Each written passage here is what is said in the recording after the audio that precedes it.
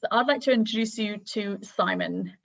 So everyone I send to Simon, he doesn't know this yet actually, whenever looking at kind of marketing challenges, the one thing that consistently comes back is that they say he's just made it so much more clear. He's taken something that feels like a very big topic and very overwhelming and makes everyone get really much more focused and clear of how to approach it. So Simon is a marketing coach and also co-founder of Marketing Success Club. So they offer live training as well as one-to-one coaching for small businesses. And they, Simon himself has been running a marketing agency for 18 years, I think it is. So has helped, I think, over 400 businesses in that time as well. So it's very well placed to be looking at this topic. And at the club, we're very excited about this specific theme. And I think it's something that these guys do really well, of how to bring empathy and who you are and your values into your marketing. So you can really pack a punch and find the right sorts of people that you're looking for. So that's enough from me. Simon, I'm going to hand over to you now. Excellent. Thanks very much. Yes, okay. Well, I'll get straight into my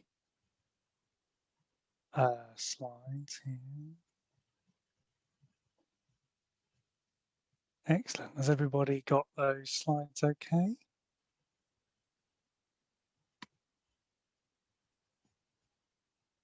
Yeah, can see that. Perfect. Good stuff. So, yes, we've had a little bit of an intro there from Sarah, which is good. But yes, there's me outside. Isn't that nice? That was a while ago, that photo. Yes, so as Sarah said, I'm a marketing coach. I've also run a digital marketing agency called Pallant Digital.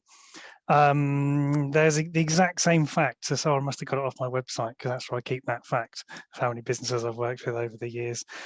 We've worked with businesses in all different sectors. We've done everything from wedding venues to landmine disposal. We've done it all. There's so many different businesses we've worked with. Our longest standing customer we worked at the other day has been with us for 15 years, which is great. Yeah, and he's still going from strength to strength with his company. So yes, anyway, essentially what I've been working on recently is supporting founder-led small businesses that are trying to make a difference in the world and giving them the courage to grow their business. I have a vision that by empowering more purposeful businesses to stand out and be seen, we can lead consumers in general to a much more sustainable way of life. And I believe that marketing is the way that small businesses will reach more customers who want to make a positive impact. So that is why I joined the Good Business Club in the first place, because I wanted to connect with more of these businesses who want to get towards more of these great consumers out there who want to make this positive change. So let's start to make some of those changes. So today we are going to be covering a couple of different things, and this is how the session's going to pan out. So we're going to look at how to lead with empathy, first of all. Then we're going to look at how we can apply this to the marketing essentials. So what you actually need to be doing in your marketing and how that connects to empathy. Then we're going to have a quick look at your marketing messages and the offers that you're making. And then once you've had a look at them, we're going to have a quick Q&A session, so you can either share what you've learned, what you've discovered, but also ask some questions about specifics. So let's start off with why you're all here. If you want to grab people's attention, then you are competing with an awful lot these days. There's a lot of distractions out there. There's a lot of different apps and devices and people and things that are all trying to get some attention. So one of the most effective ways to get attention in an authentic way is to lead with empathy. And it's just one of 3 components that makes up a really authentic marketing message. So these are those 3 elements. So these components of empathy, authority, and story enables us to communicate the problems that we solve for our customers in a way that makes them feel seen, heard, and understood. So the important thing to notice here, and the important difference with just general marketing or advertising, is that by using this combination, we're not actively trying to sell, persuade, or even influence. what we're asking our customers to do. What we're doing is we're showing how we can help them and then inviting them to either signal to us that they're interested or to just pass on by if it's not for them. So one thing we need to remember when we're doing our marketing is that our product and service isn't for everybody, and that's okay. The people who want to know more, we're going to lean into and we're going to give them all of our attention. The people who don't want to know so much from us and think it's not quite for me today, we're just going to let them fall away and maybe they'll come back round another time. So let's start with empathy. So if we lead with empathy, we grab the attention of the people who are the right fit because we're talking directly to them about their problems, their experiences, and their feelings. We're showing that we see where they are, we hear their frustrations, and we understand the problems that they're facing. To the right people, we're saying, you and me, we're the same. We've got these things in common, and they'll be thinking, this person just gets it. I want to know more about what they've got to say. So what we then do is we add in a touch of authority. And we need to add a touch of authority because if you just stop with empathy, that's like going to a fitness trainer and them saying, yeah, do you know what? I can see you're a little bit out of shape. Do you know what? I'm a bit out of shape as well, actually thinking about it. So I'll tell you what, why don't we both do the workout? It doesn't fill you with confidence. It doesn't show you that that person is really the right person to help. So if we add just a touch of authority, what it does is it gives power and energy to the empathy. So once you've got their attention with the empathy, you can show that you've got that just enough authority to make the difference. Too much authority and it swings the other way into arrogance. So it's a fine balance to make. It's like cooking. A little bit of salt is fine, too much, and it's a long journey back. So you can show that you have what it takes to help them. You can show that you've helped others before, just like them, and you can paint a picture of what success looks like. Crucially, what we're looking at here is showing them what their life's going to look like after they've used your product and service. The other way we can show authority is to explain how things can go wrong, what the risks are, what the dangers are, and show how you can help them avoid this. A lot of people don't like talking about this because they're worried that even getting the customer to think about it will put them off. But actually, because we've started with empathy and we've added a bit of authority, we can show them that actually it's okay to be aware of what can go wrong because we're going to be there to make sure that we help them avoid it. So when you get this right, the person's thinking, this is the right person to help me, but how does this work? So this is where the story comes in. Because when you get the story right, what you do is you show them how you're going to guide them to success. We weave in elements of the empathy and authority in, and we combine it with your method, your process, your know-how to create a plan that guides them to becoming the hero in the story. So this is where you tell them about your experiences, you tell them about the others you've helped, and this helps create some certainty around the fact that you are definitely the right person. So when you get this right, the person's thinking, this person has a plan and I want to go with them. When do we start? So let's think about these three elements combined together, like trying to climb to the top of a mountain. If we start this story with empathy, imagine you ask someone, would you like to climb to the top of that mountain?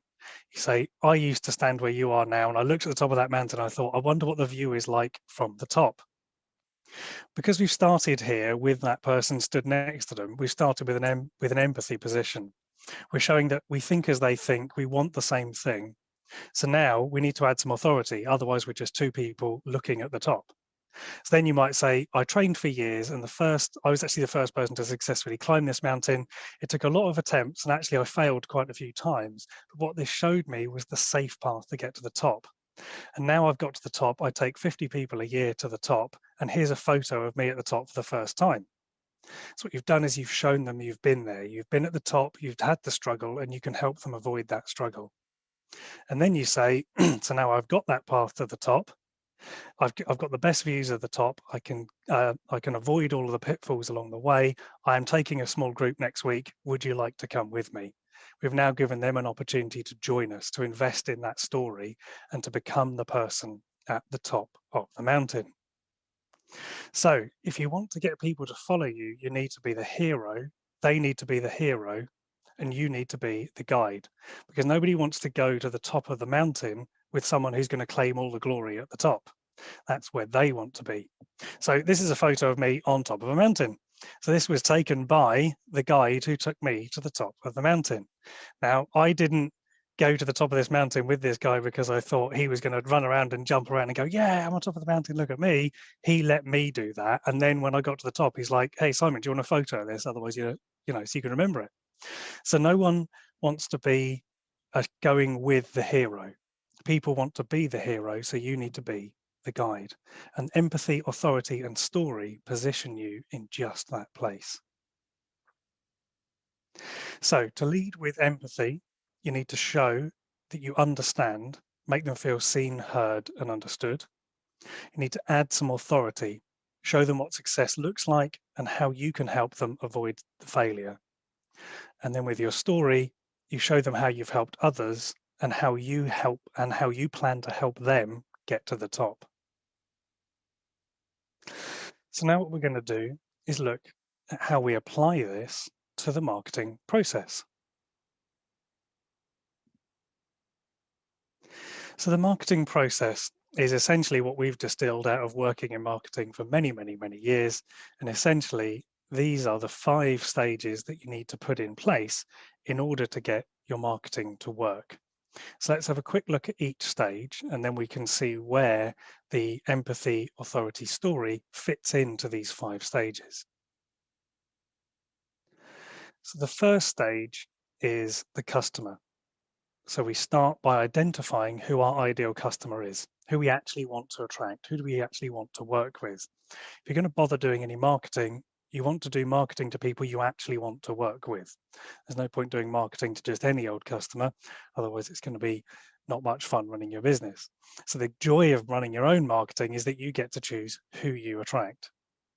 So when you're thinking about this, don't just think about who can afford your product or service or who's purchased from you in the past. Try to look a bit further ahead.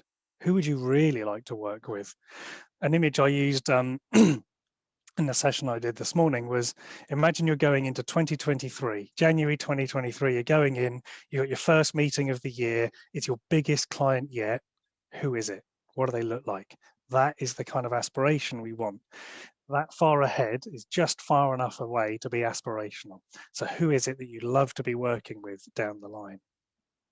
So the more time you spend identifying your ideal customer, the easier the rest of this process is. A lot of people go, oh, it's the kind of people who work in B2B sales, that'll do. And then bosh, they go on to the next bit. That's not specific enough. We need to really start to understand what makes them tick, what gets them excited, but crucially, what also drives them up the wall. What really doesn't, what really turns them off of a business decision. The other thing to think about is there a particular group of customers who are just the wrong fit for your business? Maybe they're involved in a certain supply chain. Maybe they have a certain viewpoint of how business or operations should be done that you don't agree with. Knowing that up front can be really crucial, because what that can do is it can allow you to signal to people in your marketing that they're not quite the right fit for you. And there's other people out there who will happily help them, but actually for you, it's not quite right. That can save you a lot of money on ads as well, especially if you're going to be running it down the line, because you know exactly who to exclude from your targeting as well as who to include.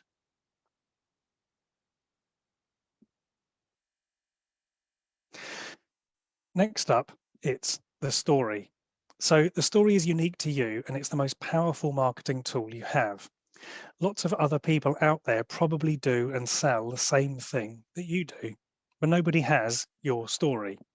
So remember that your story includes your empathy and your authority. So that combination is unique to you. There will be no one else in business who is doing what you do for the reasons you do it, helping the people you help. So by creating that story, it tells your ideal customer why you do it, how you can help, and what success looks like. You will speak to your customer in a way that no other brand is doing, like no other business owner is doing. And when you get it right, it's going to stop them, it's going to stop their thumbs in their track because they scroll. They'll be like, what? I've never thought of it like that. And that is when you know you've got someone, because you're speaking to them and you've grabbed their attention. And the crucial thing here is it's not about the volume of people who do that. It's about the quality of the person who does. If you get 2 leads in a month who turn into amazing customers, then it's worthwhile. If you get 1,000 people who sort of interact with it and kind of like it, well, it's neither here nor there. It's all about the quality of the people you can attract, and your story is going to show the right people to is going to attract the right people into that process. So your offer is another crucial part, and this is what we're going to be having a look at shortly. So a phrase that I often use is that good marketing can't save a shit product. So if you've got an offer that no one wants to buy, then bringing more people to that offer isn't going to help you. You're just spending money or time making content, doing networking, whatever it is, to bring people to something they don't want to buy. So before you do any marketing, you'll notice here in this process, we haven't done any marketing yet. Before you take this out to your audience, you need to make sure that you're actually selling something that someone wants to buy, not just something you want to sell. And there is a crucial difference. We've all had a couple of glasses of wine and come up with the best app idea ever, only to wake up in the morning and realize actually no one would buy that. Unfortunately, some of those are now multi-billion-dollar industries and apps. But anyway, enough on that rant. Essentially, businesses often struggle to sell what they're doing because, quite simply, they're selling the wrong thing. The customer doesn't care about what it is you do. They don't care about all of the features that you provide. What they want to know is what's in it for them. What's the outcome they're going to get? You need to be talking about how you help them achieve that outcome in that offer. So crucially, this offer needs to be easy to understand. And it needs to be simple to buy. You can save the detail for the sales conversation. So keep your offer nice and simple. If there's ever confusion around what your offer is, the customer will always say no. So if people say no when you're making the offer, it's because they don't fully understand the value you're providing yet. So how can we help them do that? Well, this is where great content comes in, because great content often feels like something only big brands can create.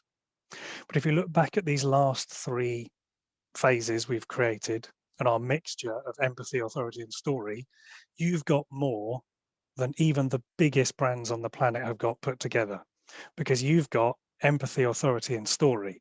And that's a triangle of that's a combination of 3 things that even the biggest brands can't match, because they've got other factors involved that you outperform. So you've got a clear idea of who you want to sell your product to. You've got your ideal customer. You've got an amazing story mixed with empathy and authority, and you've got an offer that people really want to buy. Big brands have to sell their product and service to everybody because their market is massive. So that means their products are really boring, really dull, and often overly produced. You've got the luxury of being able to really focus in and make a massive impact to a great number of people. But you've got to focus on delivering that offer to your ideal customer, one set of customers at a time. So we can use a combination of social media, email marketing, ads, websites, lots of other things, but that's all for a different day, the content. Essentially, you all know where you can place your content. You all know the channels you can do that on. We'll come back and do some more sessions on that another day. But essentially, the content you can reach using your customer story and offer. The last stage in the process is, of course, the funnel. So the marketing funnel isn't some kind of crazy get rich quick scheme. It's not a marketing hack. It's not a click funnel. It's just simply a way of taking the right messages to your customers in the right order. It basically means you don't end up proposing on the first date because you're not making the offer too soon. So we're going to go have a look at the funnel in a minute, because this also shows how you structure those messages. So essentially, once you've got your funnel in place, you then make some more content, which goes back into your funnel. You learn what works and what doesn't, then you adjust your content, then you go back to your funnel, etc., etc. And that is how the end loops. So the marketing funnel is essentially how you can get strangers to become customers. So this marketing funnel has been around for a long time. The theory of it was actually sort of written about by Charles C. Hopkins back in 1923. when he basically invented advertising with his wife, who doesn't get anywhere near enough credit in his book, but she is in there, and I think she did quite a lot of the work, to be honest. So at its core, the funnel is, as I say, it's simply just putting the right messages in the right order, because a lot of brands try and make that offer at stage number 4 way too quickly. They rush in, they get too excited, and they're like, buy my stuff, buy my stuff, buy my stuff. We've got a discount code. Do you want a discount code? Have a discount code. Discounts never made a business. So what do you do at each stage? Let's quickly have a look. So at the top of the funnel, we need to grab the attention of our ideal customer while not selling to them. This is where we show that we understand where the customer is. We empathize with their position, we hear their frustrations, we see where they're at, and we say, look, we know where you are, we get it. At this point, you've won their attention because you're not trying to sell them anything, you're not trying to coerce them. Remember, you're stood at the bottom of the mountain in the same position they are, looking at the top. So your customers are going to give you signals, and they're going to do things like view your profile. If you're on Instagram, for example, they're going to click through and learn a bit more about you. They might then follow you. They might like your post. Maybe they'll share it. Maybe they'll comment on it. They're going to do something that indicates that they'd like to know a bit more. And at that stage, they move into phase number 2, which is the like phase. So once someone follows you on social media or they've liked a post, are much more likely to see more of your content. So naturally, as people engage with your content, they will see more of your content on social media. So at this point, this is where you need to repeat those key messages. This is where you can sprinkle in a little bit of that authority. This is where you can start to add a few testimonials. You can start to talk about the ways you've helped. You can start to talk about the outcomes that you're going to deliver. And the kind of people who have grabbed your attention, you've already grabbed the attention of, will like what you're doing. Now, some of those people will then go on to want to trust you. So what they're going to say is, I like what you're saying. I think you've got what it takes, but I'm not quite sure if you do. At this point, they will want to do something. They may want to attend a webinar. They might want to watch a video. Perhaps they'll sign up for an email update. They'll download a guide. They're going to give you a little bit of information. They're going to trust you to deliver something with it. Now, if you deliver that thing well, if you impress them, they're then going to want to know about your offer. So when people say to me, oh, well, people don't want to put their email into a form to download a guide, it's just because all of the guides you've downloaded have been rubbish. But I bet you've actually put your email into a form once or twice and got a guide and thought, this is amazing. I bet you've downloaded a spreadsheet template or a tool off a website once or twice and just been like, this solves all of my problems. And I bet you're still a customer of that company today. So for the right people, when you give an opportunity to show that they can trust you, making that offer is the natural step next. That's that nurturing email you click on to book a call. It's the download the brochure. It's the discovery call, the strategy call, the sales call. Maybe it's going back to the website and simply clicking purchase. But that offer stage only comes once someone knows, likes, and trusts you. So in this phase, what we're doing is we're not pushing the sale, we're inviting the sale.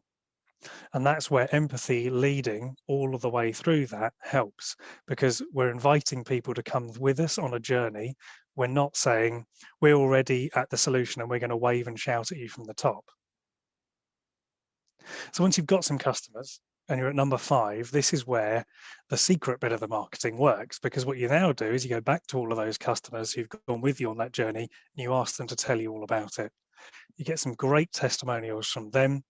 You get them to be advocates for your brand. You get them to share their stories. And also you get to pepper know, like, trust, and offer with their great stories. This helps you tell your story. It adds credibility to your empathy, and it adds authority to your authority. Okay. So what we're going to do now is a little experiment where we're going to look at your offer. So we're going to look at the offer you are making on your website, perhaps, or your brochure. And by offer, I mean your product or service. So if you sell lots of them, just pick one of them for now. Or if you don't have a product or service just yet, have a look at your homepage or how you describe what it is you're offering to the client. The first thing we're going to look at is, are we talking about we or you? So we is a feature. It's very boring, it's very dry, it's not what anybody really cares about. Whereas you is something I can get excited about. So for example, we will deliver this, we will do that, we will, it's me, me, me, me. The thing is the customer has to decode that list. They have to work out, okay, so this company is going to do this. What does that mean for me? What do I get out of it? Oh, that means that solves that problem for me. Right. Now, having to put that time and effort in takes time and effort, right? And customers won't do it. The people who are really keen will spend time trying to decode your list, but actually you can save them a lot of time and just flip it around for them. So rather than we will deliver this, you can say you will get this outcome. You will achieve this result. So see if you can flip round all of what you're delivering and the outcomes you're helping with into a you get the outcome. The other thing you're going to look at is whether you're focusing on the benefits of using the product. So the great thing about using this is you end up in this place. Also, are you selling the afters? So the afters is what is the person's life like after they've used the products and service. So when you look at a lifestyle brand, what they're showing you is what your life is going to be like after you've been to the thing.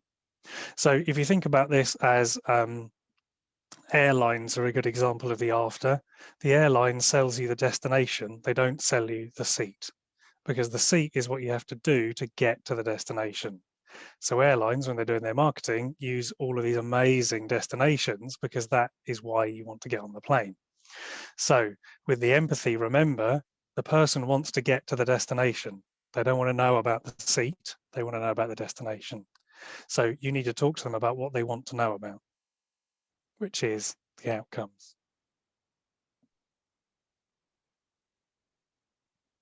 Hi, Simon. So, Hey, Zoe. seeing as no one else is kind of asking questions, I'm just gonna put mine out there. Yeah, go for it. Yeah, so because I'm starting something new, I mean, I don't actually have any customers yet. And I was just wondering, in terms of like, say, the building trust part, how do you get around that? Because I know some companies do like fake testimonials and stuff like that. I don't really want to do that. So yeah, just good to So in terms of attracting your first customers, you mean, how can you build trust around that? Well, I guess in that sense, it's about focusing on your, what is it about your story that would mean I can trust you? So if you don't have a testimonial, that's fine. But, do you have any experience or qualifications, or is there an aspect of your product or service that's maybe certified or anything that means like you can use that element of your story? What is it that you're looking to help people with? It's just sourcing. So I'm building a marketplace for people to source sustainable products, like business supplies, basically. Mm, I mean, my background is in consulting, which means I've built other businesses, but it's not like I do mm, sourcing specifically. What I'm thinking is I'm going to do a bit of content marketing by just writing more kind of like, say, how do you know if like compostable or sustainable or like recyclable packaging is better, like inks, all that kind of stuff. yeah. So try and build that.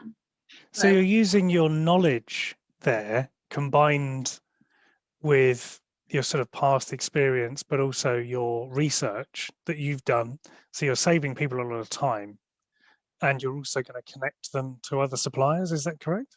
yeah, so I'm building basically a load of different supplies based on what people said they like tend to want to buy or find hard to find. Hmm.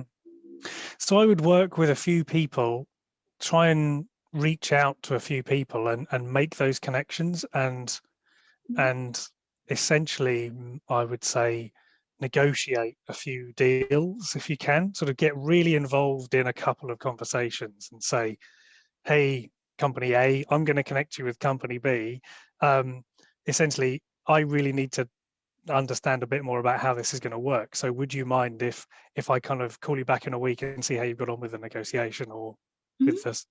And then you speak to them and say, hey, so how did it go? And they'll be like, oh, well, yeah, I spoke to, Jerry, and she said it was great. And I've bought 1,000 things. Brilliant. Okay, there's your testimonial. So I think quite quickly you'll be able to get some, but you may have to hold the hands and steer them a little bit for the first few. And even if you just poll a few people who do use it and just call them up or email them and just say, hey, how did it go? Did you end up buying? Because you're going to want to know either way. But if you've got experience, you said you were doing experience consulting, so you've been advising people for time before, right? Yeah. You don't have to say what you're advising them on. Just say, well, I've been advising people for years. I've been helping people get to, doing whatever the other consulting was. If it was negotiating, then, or if it was, I'm sure you can find a parallel, like a kind of another skill in what you were doing that you can apply to this. Like a transferable skill. Imagine you're going for a job interview in a different sector. How are you going to describe your transferable skills? Maybe ponder around that and try and add a bit of that in to add a bit of authority. I've spent, I worked for this firm for this many years doing this, but this transferable skill. I worked for this company and I was doing this transferable skill, and that's going to add a little bit of authority. Yeah, makes sense. And if you don't want to name the company, then just say, one of the top people in this sector or something, There's loads of sort of ways around it. But I would say the reason for wanting to start it and your vision for where it's going is what's going to bring people in. Okay. So for example, if you want to replace, just using your packaging as an example, if you want to replace 2,000 tons of unnecessary plastic before 2025, that's a goal I've literally made up, but you know what I mean? That's the kind of goal I can get involved in. Okay, cool. Yeah, that makes sense. Even if it's an aspirational goal, it's something you can push towards and people can be like, I want to help with that, Yeah, I think I need to go back to my site and look at all the we's and you's. I think once you said that, I was like, okay. It's honestly, even my website has a few. I'm not saying absolutely all of them need to go, but it's definitely worth just having a look and being like, oh, that's where I'm doing that again. I'm doing that again. Oh, there's me again. Yeah, that'll be me. So yeah, maybe flip a few round. Yeah, I just had a quick look at our kind of main blurb that we kind of push out on a lot of our materials, and it's like what makes us stand out from the crowd. And I mean, the end answer to that is obviously a positive. It's our genuine interest in your business. But just looking at what you've just said quite simply with the we and you, that kind of seems a bit, I don't know, egotistical, like what makes us stand out from the crowd. Like just that one line that I use in a lot of materials now sounds a bit aloof. And so kind of what Mark said as well, like as accountants, we are quite generalistic in what we kind of push out in content and material, because every client is individual. So in order to kind of have content for each individual unique business is very difficult, because every business and every client and every person is different, and we have to kind of tailor our service to that. So to kind of showcase that is difficult, because then you're alienating people, I guess. I don't know if Mark agrees. Yeah, I was going to say that the problem is you've got people who just absolutely hate doing accounts, people who are completely scared of doing accounts, people who have a go at doing accounts but make a bit of a mess of it, others who are quite good. And what you're trying to do is like just say, don't panic, I can do all that stuff for you if you want. Yeah. But more importantly, the real value of the accounts, once you or we have done it, is that you suddenly get the business that you want and you get your life back. So that was sort of my aim, I suppose, when I started, was like, we can just make things better, which I know is completely, well, like Vicky says, it's just covering all bases. But I don't want to say, assume most people actually just hate doing accounts. So I could put that, but then if you don't hate it, you don't think you need me, but you do, you still could need me. And I'd rather work with you if you didn't hate accounts, because I can really do the really interesting stuff, which is to get those numbers to work for you much better and give you the life that you want and the business that you want and create all that kind of stuff. So yeah, I agree with Vicky. It's hard, isn't it, really? But you just said it just then. What was that? I'll take care of all the numbers stuff so you can build the business you want and get the life you want. Yeah. That's it.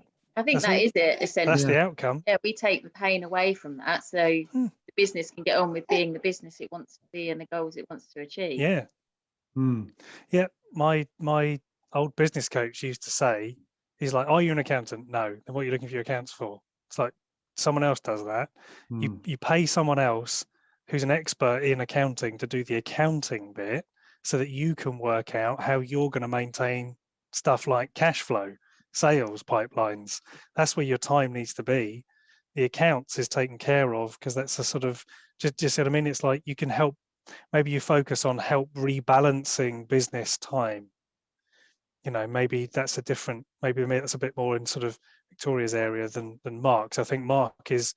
I mean, full disclosure, we use Plus Accounting, and I know Mark from the NatWest Hub. So knowing a little bit about your businesses, in essence, Plus Accounting is very much about sort of strategically managing your accounting position so that you can do something exciting with your business. That's why we use Plus Accounting, because we want someone who can help us go, now don't worry about that bit, you want to focus on this bit, because that's what's doing, you know, getting in there and giving us strategic insight.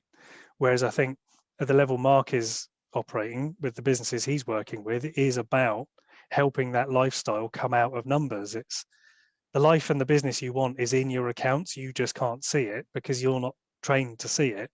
But in the same way, Mark couldn't run the businesses that most of his customers run because they've got a story and expertise. It's that sort of, you trust me with this and I'll trust you to get on with your business sort of thing. So I think if you always look at it from the outcome, and then there'll be a couple of questions that your customers always ask you. So when they call up, they'll be like, "Oh, I don't suppose you do that tax return, or I don't suppose you do that thing, do you?"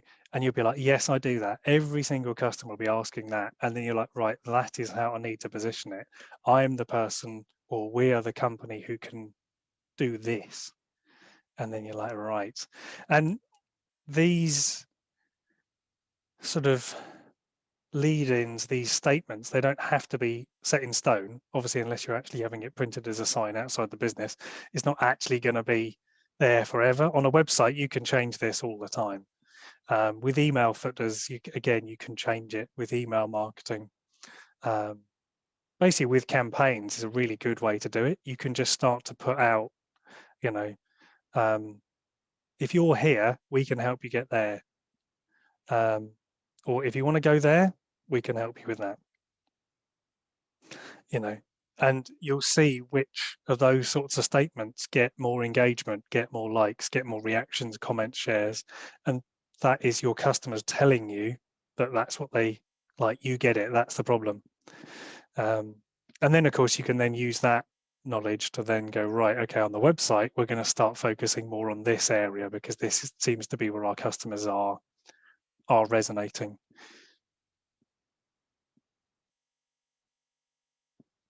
Yeah, brilliant. Thank you. No worries. Thank you. I think also with images, it's always a tough one as well, because especially when you're in the services sector, and especially when what you do is all digital, like the images are tough, aren't they? Because the images is also the outcome, isn't it? And it's got to be happy people, but you know, people being happy about getting a new website, for example. I mean, it's so hard. But what really works is case study photos of the customers. So the stories of your customers is where you can really work. I mean, I saw an accounting firm once, I think in Devon, and it was just a cow on the on the homepage, and then underneath it was just a case study from a farmer who's like, I completely restructured my entire business, and now we export, you know, all this product around Europe. And you know, it was like, wow, okay, that's the kind of account strategy I want. But immediately I was like, what's this all about? You know, it's interesting because they, you know, they're telling you the story of how they helped someone else, essentially. We kind of use our clients as our main marketing tool, essentially. So all of our imagery, and we have success stories on our website, and a lot of our video content is about the clients, and our imagery is we worked quite hard on that, I would say, and we're constantly kind of looking at ways to improve it. So yeah, kind of client-based heavy imagery is what we kind of focus on massively, and we find that really does help us because it shows the personality of our clients and our staff as well. Yeah, I think that's important for sure. Do you think there can ever be too much like client stories?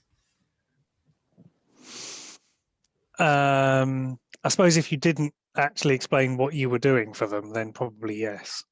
But I think in terms of on the website, I would pick a couple of headline stories, and then I would talk about other customers on social. And then if the people on social started to get more engagement, you might want to rotate what you've got on the site to be the one that really stood out on social. I wouldn't necessarily keep it fixed, in the sense that I would try and react to what your market is telling you they want. So if the market is saying, you know, if your audience is saying, wow, that's a great story, and you don't have it on your site, then you'd want to flip that around. But I think in terms of too much, not really. Depends what it is you're doing.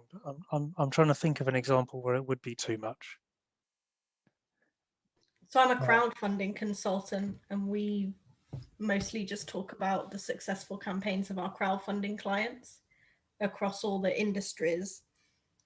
And then, so I have like a lot of testimonials, and I've got a page of like case studies where every campaign that we've done has a blog post about it and a link to the campaign if people want to check it out. And then I also interview people that have crowdfunded, whether they're our clients or not, and get kind of behind the scenes stories and snippets about the crowdfunding process from them as well. So it comes from, like, of course, Jess is going to say that she's an expert, but it comes from like, oh, that person was in my situation. Because I can say it's hard. They're not going to believe me as much as they believe someone in their shoes. Absolutely. I think this is the thing. It's people want to know, you know, I think it's important when you ask for testimonials to ask for testimonials from people who weren't sure. So I wasn't sure whether I should make this investment.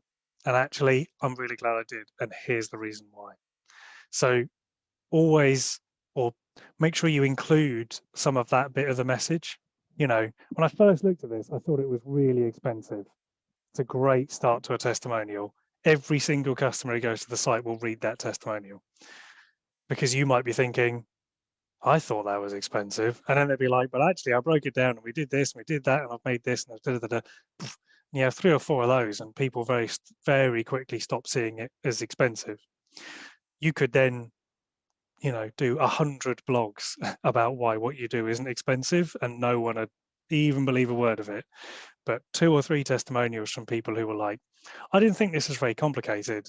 And then it's like, actually, Jess showed me the 50 forms I have to fill in and I didn't understand one word on it. And then I thought, this is the best money I've ever spent. That's the kind of, you know, I mean, it only takes you one tax return form before you realize that you're in the wrong game. And then you're like, how much is an accountant to do this?